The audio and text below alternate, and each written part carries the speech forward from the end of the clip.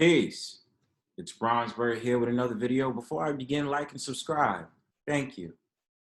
So, as we go to the turn of the century or the paradigm shift and what we call the last days, a lot of stuff that is previously known as against the Most High, that's for sin, or things out there that was previously ridiculed starts to become more accepted in this new age society.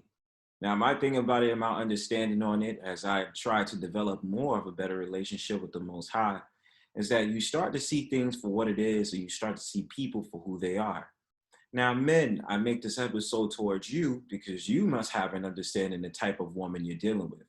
Now, especially if you're a so-called black man listening to this video, you and I both know that most of the time, and it's always been documented that increasingly the so-called black man is starting to get out the black church or the church in general.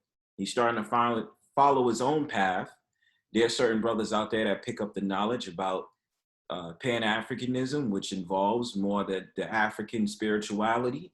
There's other brothers that go to the Hebrew Israelite way. There's other brothers that go the Aboriginal way. That still involves some type of spirituality and culture and trying to assimilate into understanding who we are and where we come from. But that's not the point of this video. Today's video is going to be about how the fact of the matter, I warn brothers to understand the type of women that they're dealing with. That you may think a woman just because she's sexually active or, she's cute in the face and all this other stuff, that she is the woman for you.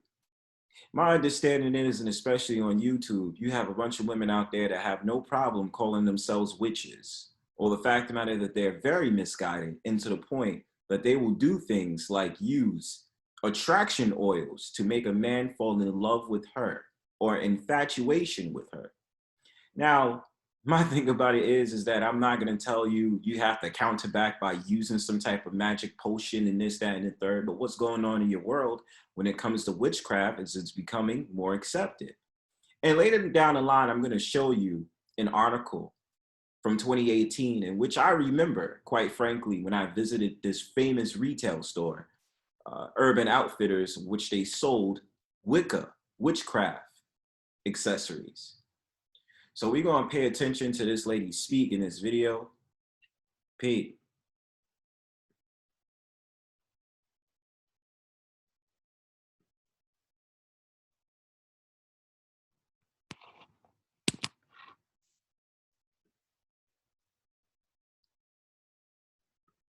Thank you so much for taking the time to talk with us today. My first question, before we dig into the meat of this interview, you were very heavily involved in witchcraft at one point in your life.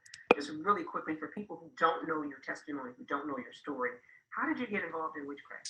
Yeah, around the age of 13, I was started to get depressed. I was being bullied at school. And even though I was in a Christian... And by the way, I know I remember this, but I can't remember this at the top of my head. We also have to pay attention to numerology. Okay, now I'm not saying that this woman necessarily knew that. It might have been a subconscious things, but numbers like 13 is revered as bad luck. That's why when you go into certain buildings that they don't have the floor 13, they usually skip from 12 to 14.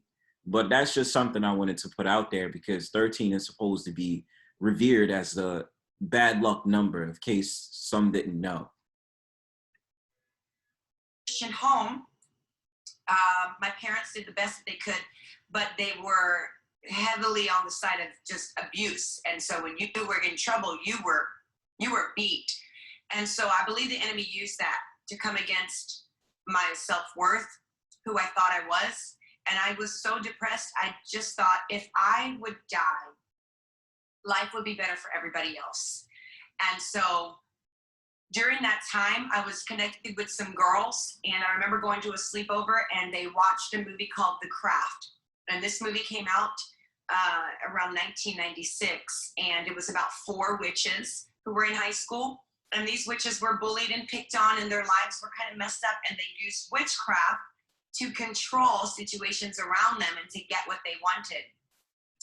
And brothers, I need y'all to understand the woman's subconscious mind, the way that she moves, especially things I've learned growing up, is that the woman is really geared by media. She is geared by what is on television. She applies television into her daily life. And especially today, especially when you see what's going on Instagram, TikTok, and all this other stuff, women are known to be more plugged in to social media and allow that to be the basis of their life. Now, of course, we have an understanding as well. Everybody is starting to get into technology too much. They're not going to explore outside the realms of technology. And the point of the fourth industrial revolution is for those to be enhanced into technology, that you can't live without it. The electricity is too much. You have to get more of it. You know what I'm saying? You got to be locked into that blue screen. And I will admit that I'm also someone who's working on that as well. But understand that, because what she just said, and I'm going to break this down a little bit more, but what she just said exemplifies that, because they need a way of acting on their actions, something that they feel inside, in order to make a good reason for what they're doing. I watched the movie and I thought, I want that. Well, of course, in the movie, they went too far anyway, and the witchcraft had turned against them, and the girls were desperate to get out of it. But during that point, I didn't even see that ending. I just thought, oh, I won't go that far. I'm just going to be innocent in it. And I began to study the religion of Wiccan and study different spells and incantations and New Age practices and occult practices that I was doing in a Christian home that nobody knew I was doing. And so what started off as something innocent, where I'm just connecting with energy and the universe and vibes and all these innocent things that we see, took me down a path of just dark desperation. I felt at one point that I was living in like a haunted house. And the thing about it is, brothers, I have to say this, that a lot of the times that, people get into all these spiritualness, the good vibes and all this other stuff, and when they're talking about Wiccans, a lot of people don't understand every day you're living in some type of evil, maniacal thing that you just don't understand you're doing it. Look, I'm a spiritual man. I definitely do believe in spirituality. I believe in the way of the Most High, still developing a great relationship. But at the same time, people don't really realize you're starting to become more narcissistic when you start to involve yourself in all that spirituality and all this other stuff. It's dependent. Like, for instance, I don't believe in tarots. I used to believe in those tarot cards, you read and you can predict the future about yourself, and also getting involved in the zodiac signs and all this other stuff. I left out of that, you know what I'm saying? And then also, rocks, spiritual rocks and all this other stuff, because it had some type of meaning.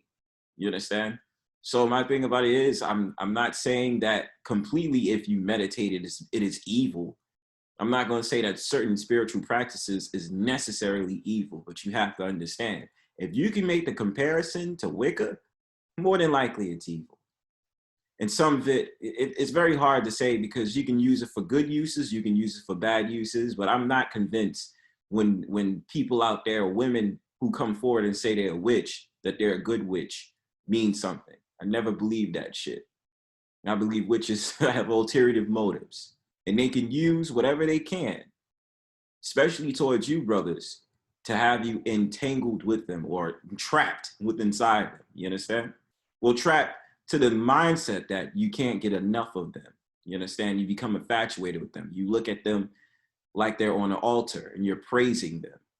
And that's the things that a lot of these women do, man.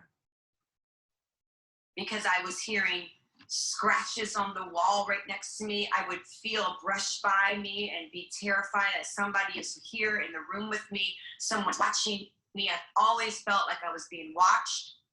When I would wash my face for the day, it was one of the most terrifying things that I did. When I took a shower and I had to close my eyes, I was so terrified. If I had to get up in the middle of the night to get a glass of water, I would run, because I thought something's gonna grab my feet. I was an adult at this point. And the thing about it is, a lot of dummies out there do things when they want to get into witchcraft. They go ahead and they buy those Ouija boards and stuff like that, sit in the house and conjure up all these spirits. So I'm a spiritual man, like I told you before. I believe in that. You can conjure up spirits by a lot of different things, even by being on the internet with certain websites. You understand? Also, a lot of people don't really talk about this, and this is probably something I'll do later on in this video. to talk briefly about succubus spirits. And the thing about it is that also when you start to engage in the media, how much they're trying to use this whole entire practice of sex magic within the grand population. And they know women is the catalyst to that, that they can go ahead and use women to endure that sex magic. That's why I believe a part of this thought culture has to do with that, to exonerate the woman into that position. But then also you got to get into the Greek gods and goddesses in order to understand this a little bit more, just like I'm doing and studying. Took me far into drugs. I ended up being homeless and on drugs, in and out of jails and all kinds of things. For 9 years of my life, I was really in a dark place. And one day God did set you free, Jenny. And we're Yeah. so grateful that you've renounced that and you are a minister of the gospel, an awesome worship leader. I love your testimony, and 700 Club has covers your story quite a bit. And so we're so grateful for that. But you know, Jenny, it's so troubling to see that witchcraft and the occult is really on the rise. I mean, we're seeing it in stores. We're seeing clothing promoting, hey, I'm a good witch, or I'm a bad witch, you know. Right. I'm a bad witch, like I told you guys before, and this is something I'm going to cover pretty soon. The fact of the matter that they were selling Wicca kits in places like Urban Outfitters, you know what I mean? And there's people outside now that's going along with that whole entire Satanist stuff, and they're wearing sweatshirts talking about Hail Satan and all this other stuff. This world is getting twisted, man. And especially at the end of the days, this is a calling of how to get closer to the Most High, if the Most High has selected you. You cannot try to convince others to get into the spirit or try to get closer to the Most High just because you see something is wrong with them. Certain people have to learn their way. Just like this young lady had to learn her way from witchcraft into getting back into God. We're seeing even witches having workshops and retreats and all these things. Why do you think this has become so much more mainstream, so much more acceptable? I think media has done a good job of pushing something to the point where it is now normalized, when back in the day, something like that for you and I, it would be shocking to see.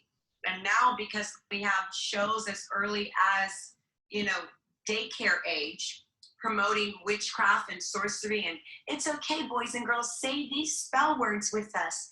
And it's so ABC preschool witchcraft that it gets into the hearts and the minds of people, including the people in church, and people who are not really connected with the Lord and don't understand. They're easily deceived. And the Bible talks about even the very elect will be deceived. Yeah, a lot of people was deceived, and I would like to also say this. A lot of your most popular activist groups have y'all outside chanting chants, and you guys don't even know that that's more maniacal than you know. And so people are going to a whole nother source. That's what they're wanting. They want a healing crystal because they don't understand that. But I told you guys about those crystals. Jesus is the healer, and there's no other source that you can go to except through Jesus. And so I'm seeing a rise of this. I'm seeing it become very trending on TikTok and things like that. And there's a whole generation of people who I feel like are being rocked to sleep by the enemy. And it's just really time for the church, like what you're doing this interview, to sound the alarm and say, no, we need to wake up and we need to say, this is not right. And it's not for my home. It's not for my kids. And I'm just going to get to that part. I'll end it off there. But she makes a very valid point, and which is something I also like to talk about as well in this whole entire movement of a narcissism society, that is. Also, the fact of the matter that they uphold the idea of suicide culture, the idea of depression. They hold depression in a positive light, where people every day suffer with depression. They don't know how to get out of that demonic hold of themselves, where they're trying to seek some type of way of getting out of that escape. Well, trying to find an escapism from the problems that they're going through with depression. But I hope people understand that. A lot of people don't understand what they're doing. And this is one thing, this is one particular image I like to capture if y'all understand this. Let me make sure you understand what's on my mind right now. You ever see how they have the characters like Cruella de Vil, or they have characters or famously known Triple X Tentacion with like the hairstyle that's half blonde, half black. You know, that's supposed to conjure up the split personalities. And, you know, you have people out here rocking these half black, half blonde hairstyles, not even knowing that that shit is demonic and that they're basically adding on to the point they have a split world personality. You understand? So let's continue. Shout outs to Vox. The occult is having a moment. Companies want in, but not if witches can help it. Sephora and Urban Outfitters are among the brands that have faced a backlash for appropriating magic. More of these liberal talking points they like to use. And this is also a warning I like to give too. I start to get very wary of a lot of like these incense that they use. A lot of these incense, because I mean, I was down with the whole entire incense stuff, and I don't think it's wrong for people to have incense sticks, but like, you know, now famously these Wiccans like to have sage and all this other stuff in their house and talk about it's all about removing bad vibes. It's all about good vibes and all that shit. You know what I'm saying? A clothing store may not spring to mind as the go-to place for spiritual supplies, but chains like Urban Outfitters now sell smudge sticks, tarot cards, and healing crystals, and they've been at it for years. Fashion retailers aren't the only ones commodifying indigenous spirituality and the occult. Look at that one, the occult. Customers can also find alternative religious goods at stores as mundane as Dollar General and Walmart. And those who prefer not to shop around for such products can sign up for witch and magical subscription boxes. As more Americans abandon organized religion, efforts to capitalize on the occult will almost certainly persist. But outcry related to this trend has recently grown louder, with pagans and people of color objecting to the idea that corporations can pass down their traditions. When word spread in September that Sephora planned to sell a $42 starter witch kit from Penrose with perfume, tarot cards, crystals, and sage, it faced a backlash so fierce that the company pulled the product. And I'm pretty sure that SZA is involved in that whole entire witchcraft thing as a music artist, as you can see right here on the tweet. This whole over-the-counter tarot card Sephora starter witch kit, dangerous as hell and very head-ass. Don't do magic at the mall, kids. But practitioners and scholars who study the occult argue that corporate takes on these beliefs and shoddy versions of the real thing. They accuse businesses of bastardizing traditions and twisting magic's purpose, implying that it is something to be consumed rather than accessed from within. The craft, well, I'm not going to read this, but is another thing I want to show you guys, and this is why I also say that you got to watch out for these women, man. You know, we already know that there's certain practices that these women use and all this other stuff, you understand? That they use perfumes and all this other stuff so that man can be infatuated. I just want to show you this. In case brothers don't know, okay? In case brothers don't know, but just to give you something right there. So I'm pretty sure a lot of this might have came from the whole entire idea of some type of Greek practice. I'm not really sure, but just to show you really quickly, and especially on my my avatar picture right there, it's like the Succubus Woman. A succubus is a demon or supernatural entity in folklore in female form that appears in dreams to seduce men, usually through sexual activity. According to religious traditions, repeated sexual activity with a succubus can cause poor physical or mental health, even death. In modern representations, a succubus is often depicted as a beautiful seductress or enchantress, rather than as demonic or frightening. The male counterpart to the succubus is the incubus. Just to give you that. And I want to show you these chicks out here putting out attraction oils, man. Like these chicks out here talking about I use attraction oils on mates. You understand me? You see, this is a so-called black woman, and this is another so-called black woman that I know is on YouTube. That's like one of these so-called divestors or one of these women out there that talk shit about so-called black women all day. You know, this one in particular. You see this? How to use deadly attraction oil, and this woman is sad, man. Women like her need help.